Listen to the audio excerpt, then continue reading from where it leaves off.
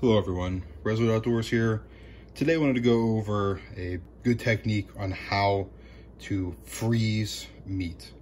Now, I was lucky enough this season to harvest a deer so far, and we also have a few more weeks in our seasons to be able to harvest a few more deer. Now, this technique is predominantly I use for deer, but I also use this for all other meat as well. And it doesn't matter what type of meat you have, beef, chicken, pork, ground or not ground, and steaks or roasts. This method works well for any type of meat. So I have here a package of ground beef to show you on. I wasn't able to get any footage of skinning and processing the deer that I've got this year so far that I would have liked to show you that process. But this beef will be a good substitute, and like I said, I freeze all my meat in this method.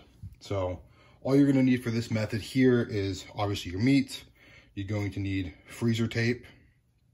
You're going to need a freezer bag. Doesn't have to be anything special, just a standard freezer bag. These normal tops are fine. The slider ones work well as well, but they're also a little bit more expensive than these versions. And you're gonna need freezer paper. Now, on top of, I just prefer this method over vacuum sealed bags and things like that because it's more cost effective and more affordable. It's also something where you can find these items basically anywhere. These freezer bags, freezer paper, freezer tape, things like that are easy to find at Walmart.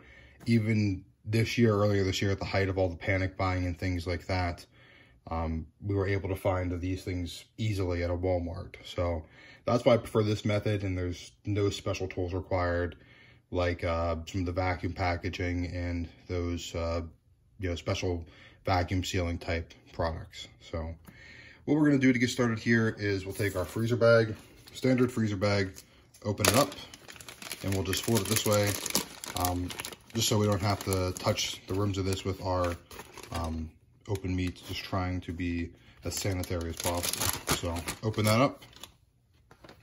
We will take our ground beef here.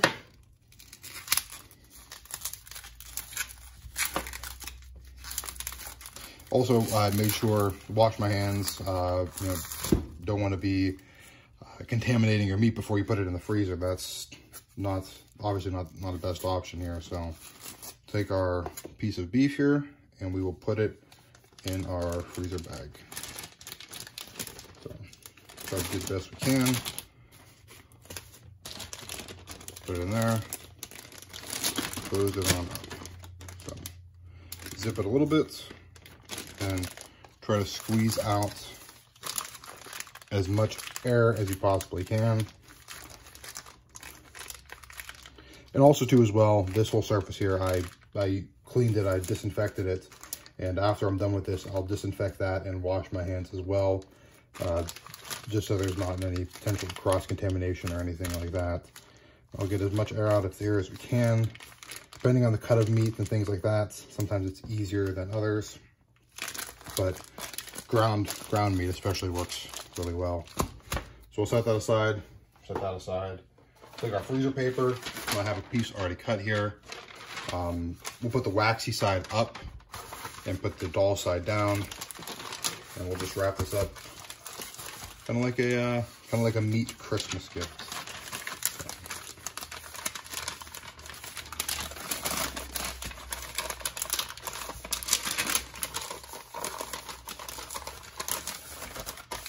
Take our freezer tape, and it's also a good idea to stage a bunch of pieces of this if you're going to be doing a lot of this. Sometimes when we buy beef and things like that, we'll buy it in bulk, or when you're processing a large amount of deer, you'll need to be doing multiple pounds, especially if you're making a lot of ground meat when you process your own deer. So it's easier to stage these. I just have these. I can show you here. I have these down just here. You can put them on the edge of your counter here as well. Just makes it easier to have them already pre-positioned for the most part. So typically 2 to 3 per container is fine. I just had 3 because I hate to have to mess around with it twice. Put your meat in here well. What we'll do is we'll fold this kind of up like a Christmas present.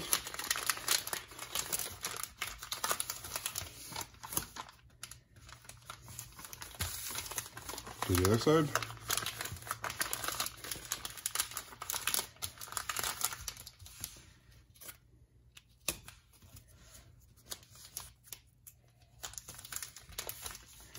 That should be good to go. I'll put this extra piece on here. Sometimes you only need one, or only need two, you don't need three. But that is our package of ground beef. Now you may say, why would you use the freezer paper and the freezer bag? Isn't that overkill? I guess maybe it's a little bit overkill, but it's been a method that I've used and found great success with, just because you get an extra layer of protection so you don't get freezer burned meat. As well, take the Sharpie and I will, put the date, the whatever it is, ground beef, how much weight's in there. So this is 1 pound. Like I said before, having these dual layers helps with freezer burn and things like that. I have had meat stored this way that's over 3 years old. Now, ideally, you'd use your meat within a year. It's my understanding that after a year, you start to lose some of the nutritional value, although it's perfectly safe to eat. And for the most part, as long as you can avoid freezer burn, which this packaging does, flavor does not deteriorate. So that's kind of what I have here. It's a simple trick. It's not that hard to do.